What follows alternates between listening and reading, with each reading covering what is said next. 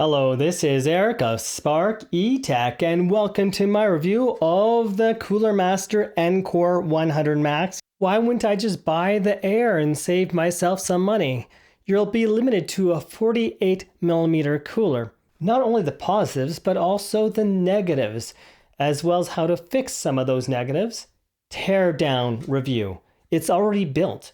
I'm going to actually take it apart partially to show you what the problems are and how to fix some of those problems. Now let's get started. Sparky Tech and Review. Yeah. When first taking this case out of the box, one thing you're going to notice is this thing is freaking heavy. But it has a cooler AIO already built in, and it already has a power supply installed. So much of the work is already done for you. In fact, this is one of the easiest cases I've ever built in. The hardest part about it was knowing how to do things, like how it comes apart. The instructions to me were somewhat unclear. But once you know, you pull those thin ends and then you pull out from the case, it gets quite easy. Now, one of the things that really got my attention about this case is the mesh filters on it, meaning they have non-impeded airflow, and that means good cooling. Nice. Taking off the top hat reveals a nice mesh panel as well, with two fans included. Beyond the power supply already having a fan, the top hat for the AIO, as well as out the back end. So it blows out air on the back end. Let's turn it around, as we can see right here, and it blows air out the top as well. Since hot air rises, that makes complete sense. When looking at the side of this case here, we can see these two tabs, and we simply give that a pull, give that a pull, and then this side of the case comes off. And the other side, which is right down here, has two screws that we need to remove in order to take this off.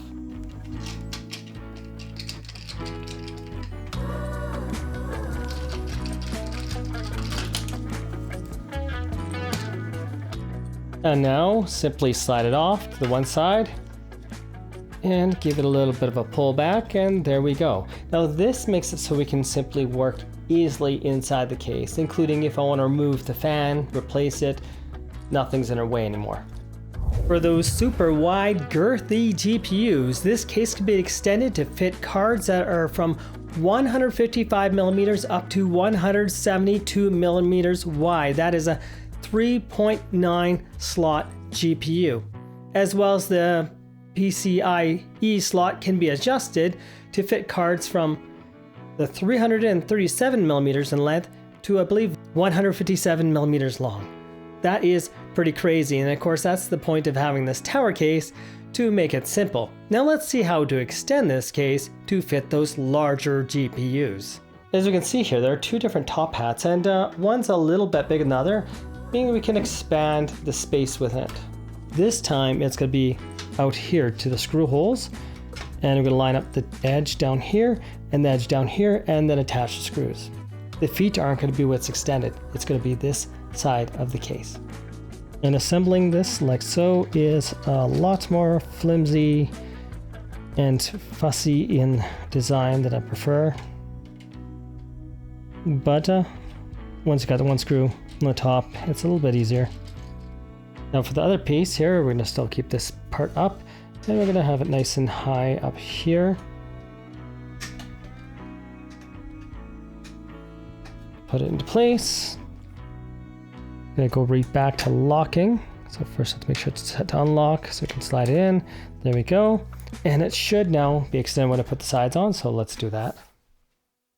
Assembling the side case is quite difficult on camera, just to be honest here. Gonna push it in, to listen to that snap, next snap, slide it this way. Then you have to push it in. I'm gonna pull it away from the microphone because it's gonna be loud. Oh, that's difficult to do on camera. Even off camera, geez. So I'm gonna slap it. Yeah, you kind of have to hit it with some force. I didn't enjoy doing that. Other side of the case, pretty much the same idea. But this will go in a lot easier. Still snaps in, give it a good push. There we go. There we go. Our extended case.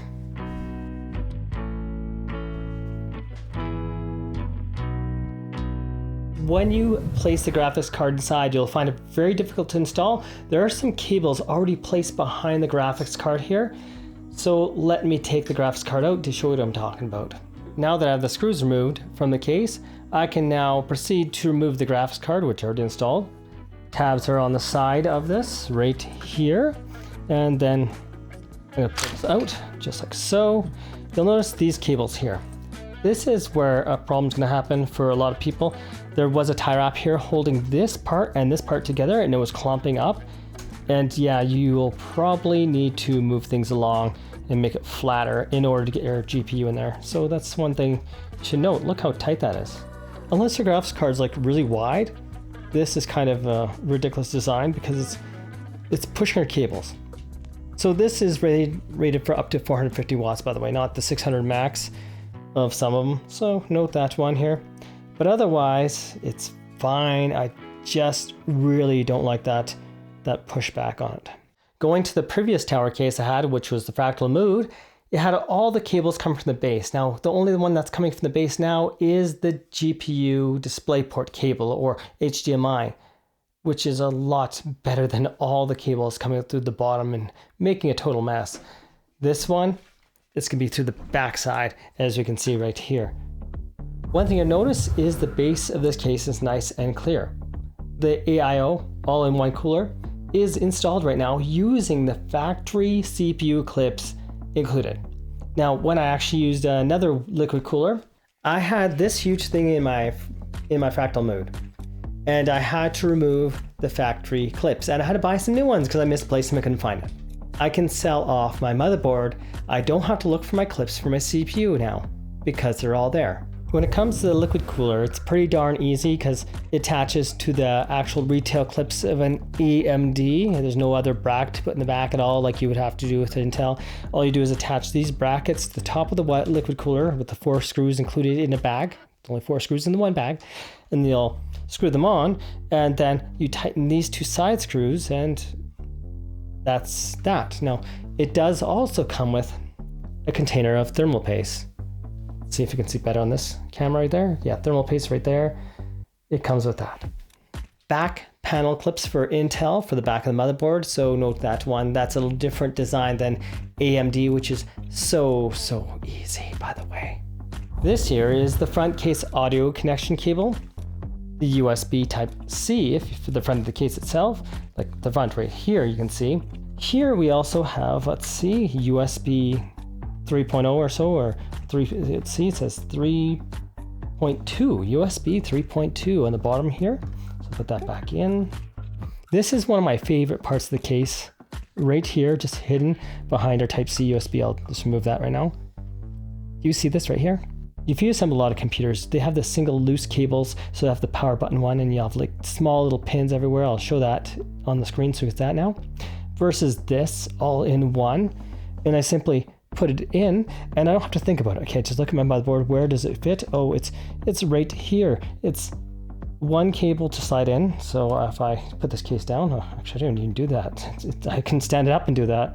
I can't do that with most motherboards. I'll need a flashlight most time, and sometimes you need a magnifying glass like my mobile phone to actually see where they go. That is so beautiful. You will love that aspect of assembling it, because I do. I honestly do. Power supply cables included. Now this is something we want to know if you have a graphics card. There is a 4-pin, another 4-pin, and another 4-pin for your graphics card. A serial ATA connection power. Otherwise, what's connected on here is the 12-pin to the graphics card, the CPU pin connection for power, and the motherboard power cable are the ones that are connected already in here. Why not just place my own power supply? Well, you could do that, but your cable lengths are going to be absurd for certain connection points, as well as this power supply does not face coil whine issues with high-end GPUs like a lot of SFX power supplies I previously tested. Look at the power supply in this case. One thing I love is it is a custom power supply length for cables. My CPU cable is like just short like this. Well, a regular power supply cable for the CPU is going to be insanely long. With some power supplies like this Lanely SP 850 watt. custom power supply is beautiful when your cable length is the proper length. No coil whine, so if you're a gamer, you will like that. If you get bothered by high-pitched noises like I do personally and I can't stand it, there's no coil whine with this. When looking at the power filtering capacitor of this, it is huge compared to the Lee & Lee SP850. This still doesn't have any coil whine that I notice at all, and this power supply definitely does not have any coil whine. For the liquid cooler, let's open up this top hat. We can see 2 screws right here on the top, so let's remove those and I'll show you how easy that is to take apart. Just undo these 2 screws beside me. I'll just pull that down in a sec. So I'll have a magnetic screwdriver and make life a little bit easier. Actually I do, but just don't have the right tips and I don't want to damage my screws because these are Phillips. That's the star heads. And those can strip easy if you're using the wrong size screwdriver. The cooler fan blowing up into the top hat. This is actually a bigger, thicker water block, so you're able to get away with a 120mm rather than using a 240. And it works very effectively. I was idling at 33 degrees in the BIOS, which for a 9800 X3D, that is fantastic. Here is also where your power supply goes. You can see the switch to turn it on and off on the top, and we do have that typical curved cable over that goes down with such a design. Here we can see the power button. You can hear it click, but watch what happens if I press it a little bit harder. We hear that snap. It doesn't work properly anymore. It's very difficult to ever turn the computer on again. And here's the funny part. I wouldn't call it so funny, but if you push from the back side, yes, finger inside, opposite end. Okay, notice that? That's all you got to do to fix it. Now, if you want to avoid that ever happening again, what you're going to have to do is go to the back side. Okay, I'm going to do this again. Again, the button screwed. Push it in, back towards this direction. Okay, if I want that to never ever go back in again, the only suggestion I have is, which you're not gonna like the suggestion, it's called gluing it.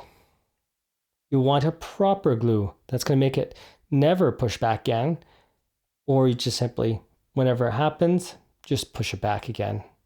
Unless you have a different solution. If you have a safe solution that does not void any warranty, please list in comments below because I don't know that safe solution.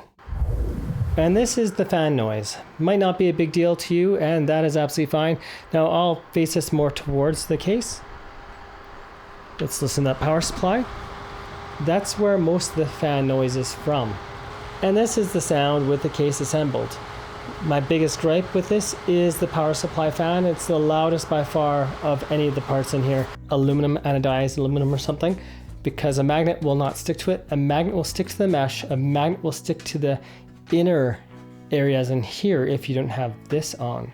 When it comes to ITX cases, getting good airflow and decent temperatures is a real concern, making it the max pretty much the best situation. If your CPU is a high-powered one, honestly, there are better cases that have larger cooler options that might be your better case scenario. Yes, I'm going to do some modifications, and that might be part of your project that you may enjoy or may just say it's a pass for me. And that is absolutely fine. This is Eric of Spark Tech. Please like and subscribe to this channel and help this channel grow. Thanks again for watching and have yourselves a most wonderful day. But I might get a plate made of metal. Stick it on.